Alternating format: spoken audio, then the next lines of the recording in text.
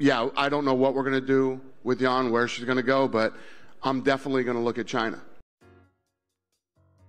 사실 팬들의 관심을 크게 받는 경기가 아니기 때문에 굳이 리뷰를 할 생각은 없었지만 이번 넘버링 대회에서 가장 인상 깊게 본 경기여서 분석을 하게 됐습니다. 라파엘 PGF와 함께 로드FC 최고의 아웃풋인 선수 중 하나이죠. 얀 샤오난의 전략은 경기 시작과 함께 대충 나왔습니다. 먼저 안드라지의 거리로 들어가 날카로운 뒷손 스트레이트를 던져봅니다. 그 이후로는 경기가 끝날 때까지 백스텝으로 거리를 조절해주며 안드라지의 전진을 유도했는데 그만큼 이 첫 뒷손 스트레이트가 경기의 톤과 매너를 결정하는 데 아주 중요한 역할을 했다고 생각합니다.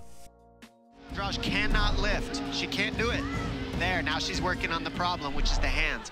Nope, can't lift there. She'll still get Kimura. 작은 체구에 비해 완력이 굉장히 강한 편인 안드라지와 클린치 게임을 하는 것은 부담스러울 수밖에 없기 때문에 샤오나는 옥타곤을 넓게 사용해주고 최대한 지저분한 익스체인지를 피하는 경기를 해야 했습니다. 얀의 뒷손 위치를 보면 턱에 굉장히 가깝게 당겨주는 모습이 보이죠. 다른 듯 비슷한 얼핏 보면 홀리홈과 론다로우즈의 경기처럼 조금이라도 거리에 들어온다면 경기의 어느 시점이 됐든 깔끔한 뒷손 스트레이트를 준비해온 것 같습니다. 개인적으로 얀 샤오나는 최근까지 좋은 파이트 IQ를 지닌 선수라고 생각하지는 않았는데 슈리 콘도와의 경기에선 아무리 이기고 있었다지만 5연속 스피닝 백피스트를 남발하는 모습을 보이기도 했고 칼라 에스파르자와의 경기에선 경기 시작과 함께 그대로 깔리며 1라운드 내내 결국 맞기만 했죠. 또 샤오나는 중국 선수들 특유의 인자 강력에서 나오는 붙어줄 땐 뒤가 없는 화끈한 맞불을 놓는 선수이기 때문에 팬들에게 인상을 남길 수는 있었지만 기술적으로 위험한 장면들이 많이 연출되기도 했습니다. 기존의 난타전을 보면 발을 붙이고 휘둘러버리는 모습이 자주 보였는데 경쟁 레벨이 높아짐에 따라 언젠가 한 방 제대로 걸려 쓰러지겠다 싶었죠. 하지만 이번 경기에선 기존의 경기와 전혀 다른 느낌의 차분하게 원을 그려주며 얼라이닝을 하는 모습을 볼 수 있었습니다. 얼라이닝이라 함은 상대를 자신의 뒷손 궤적에 놓는 테크닉입니다. 깔끔한 뒷손 스트레이트를 자랑하는 선수들은 대표적으로 찰스 올리베이라, 카마루 우스만, 코너 맥그리거, 홀리홈 등이 있는데 이 선수들은 모두 뒷손이 닿을 타이밍을 감각적으로 읽어내는 능력이 뛰어나다고 볼 수 있을 것 같습니다. 또 스트레이트나 잽 크로스는 가장 기초 중의 기초인 동작이지만 동시에 자신의 것으로 만들기 가장 어려운 테크닉이기도 하죠.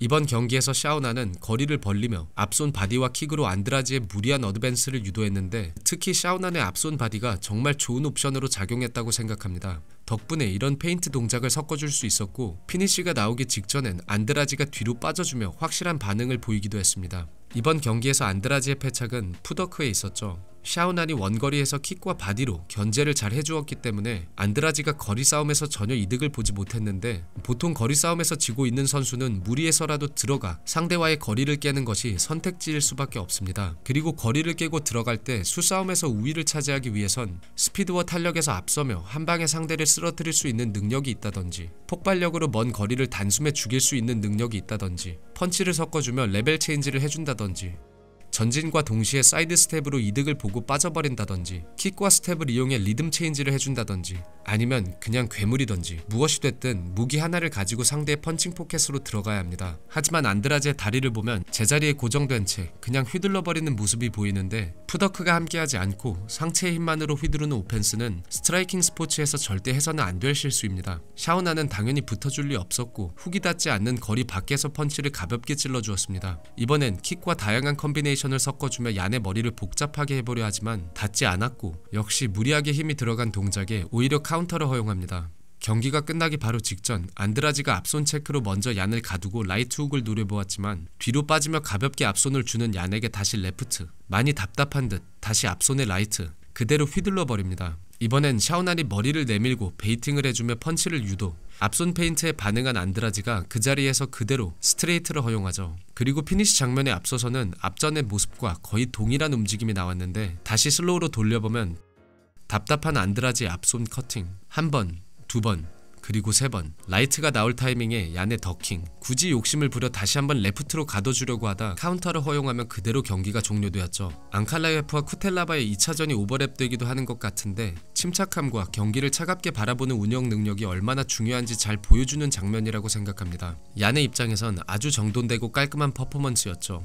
경기 내용만큼 흥미로운 점은 스트로급의 행방인 것 같습니다. 이미 샤우나는 장 웨일리를 콜아웃했으며 돈 냄새를 맡으면 절대 놓치지 않는 데이나에겐 흥분되는 상상이지 않을 수 없습니다. 현재 스트로급의 상황을 보면 챔피언 장 웨일리가 랭킹 4위 아만다 레모스와 8월에 매치업이 되어 있고, 칼라 에스파르자는 현재 랭킹 2위 로스나마 유네스에게 작년 리벤지를 성공. 경기 프로모션을 고려했을 때 가장 최선의 시나리오는 웨일리의 타이틀 방어, 샤오난이 에스파르자를 상대로 리벤지, 베이징에서 웨일리와 샤오난 두 중국 선수들의 타이틀 매치일 텐데, 돈이 되는 장사이기도 하고 최근 아프리카와 아시아 시장에 공격적인 마케팅을 하고 있는 UFC에겐 아주 상징적인 이벤트가 될 것 같기도 합니다. 두 선수 다 89년생 33세 나이로 동갑내기, 산슈가 베이스인 파이터들이죠. 산슈 혹은 산타라고 알려진 생소한 이 종목은 1920년대 삼부의 영향을 받아 중국 인민해방군의 지휘하에 정립된 무술이라고 하는데, 쿵푸의 가르침을 뿌리로 두었다고는 하지만 그래플링 요소를 최소한으로 한 컴뱃 삼보와 풀 컨택 가라테 그 중간에 있다고 볼 수 있을 것 같습니다. 여담이지만 중공군은 격투기에 꽤나 진심이죠. 2020년 히말라야 국경에서 인도와 중국의 국경 수비대가 시비가 붙어 강목과 둔기를 들고 사륙전을 벌인 사건이 있었습니다. 자연유산을 훼손시키지 않기 위해 히말라야 지역의 국경을 보유한 국가들은 국경선에 총기를 들고 다닐 수가 없습니다. 이 사건을 계기로 인도에선 킬러 부대라고 부르는 특수부대 가탁을, 그리고 중국에선 MMA 선수들을 국경 수비대로 차출하며 화제가 되었습니다. 그 이후로 눈에 띄는 분쟁은 없었지만 인도에선 반중 사상이 크게 인기를 얻었으며 틱톡, 웨이보 등의 중국계 소프트웨어를 포함한 중국제 제품 수입을 국가적인 차원에서 금지시키는 계기가 되기도 했죠. 아무튼 중국 정부에선 격투기의 현대화에 앞장서고 있다고 할 수 있을 만큼 진심인 것 같은데, 시장 가치나 성장세, 투자 규모 등을 고려했을 때 앞으로 더 많은 중국 선수들이 UFC 무대에서 활동하는 것을 볼 수 있을 것 같습니다. 지난 경기들을 다시 자세히 보며 분석을 해봐야겠지만, 팀 알파메일의 송야동과 얀샤오난의 폼이 최근 매우 좋은 것 같기 때문에 이 기세대로만 간다면 경량급의 제왕들을 배출했던 팀 알파메일의 예전의 영광을 다시 찾을 수 있지 않을까 싶습니다. 중국에서 이루어지는 두 중국 선수의 타이틀 매치, 대단한 것 같기도 하고 한편으론 부럽습니다. 한국에서도 MMA 팬들의 파이가 커져 더 많은 선수들을 배출했으면 좋겠습니다. 그럼 영상 시청해주셔서 감사합니다.